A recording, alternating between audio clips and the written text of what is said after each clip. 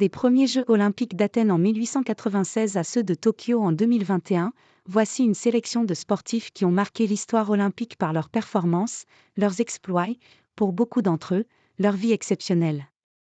Marie-Josée Pérec, plus forte que Dieu. Elle a toujours entendu sa grand-mère, Mémère, lui parler de Mohamed Ali depuis sa cuisine à Basse-Terre. Aussi, lorsque le boxeur de légende allume la vasque olympique lors de la cérémonie d'ouverture des JO d'Atlanta en 1996, Marie-Josée Pérec se sent plus forte que Dieu. Parce que je suis noire, parce que je suis porte-drapeau de la délégation française, parce qu'on est à Atlanta, je dois marquer l'histoire. Plus rien ne peut m'arriver. Le 400 mètres devient une formalité. Galvanisée, elle produit ses plus belles foulées et réussit un formidable doublé 400 m/200 m. Elle conquiert sa première médaille d'or avec un chrono de 48,25% devant l'Australienne Cathy Freeman. Sa victoire sur le 200 mètres est exceptionnelle, elle crée la surprise, cette distance n'est pas sa spécialité. Après les Jeux, elle tombe gravement malade et s'absente des pistes de 1998 à 1999, puis elle change d'entraîneur et prépare les JO de Sydney aux Pays-Bas. Son duel avec Cathy Freeman se présente comme le sommet de ces Jeux. Cette coureuse issue de la minorité aborigène de l'Australie est une idole et un symbole de réconciliation pour les Australiens. Marie-Josée Pérec sent tout un pays contre elle. Le 20 septembre 2000, elle quitte Sydney, sans prévenir personne. Le 400 mètres de Sydney n'était pas une course contre Cathy Freeman, c'était une course contre une nation entière qui avait ses problèmes, déclarera plus tard Pérec. Je n'étais préparée que pour un 400 mètres. Tadahiro Nomura, la terreur du tatami.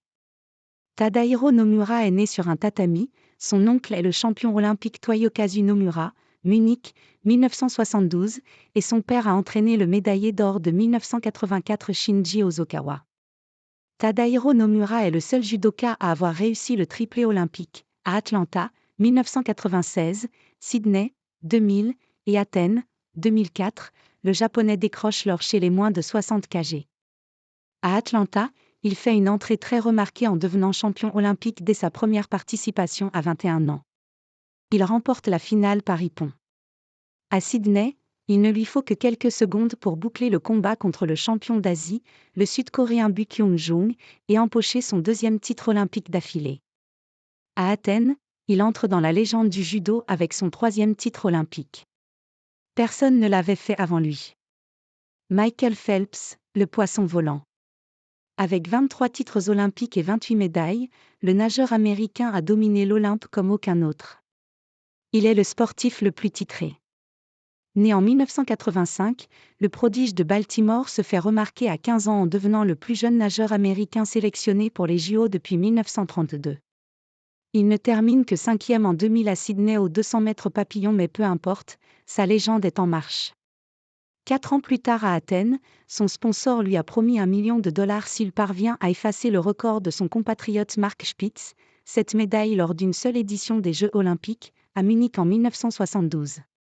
Ce ne sera pas pour cette fois, avec seulement 6 médailles d'or et 2 de bronze. Mais il se rattrape à Pékin en 2008 où il arrache 8 fois l'or en autant d'épreuves et devient ainsi le premier sportif olympique à réaliser cet exploit, toutes disciplines confondues. Un grand 8 réalisé d'extrême justesse, Phelps s'imposant au Serbe Milorad Čavić au 100 mètres papillon, pour un centième de seconde. Devenue iconique, la photo finish trône aujourd'hui dans le bureau de Phelps.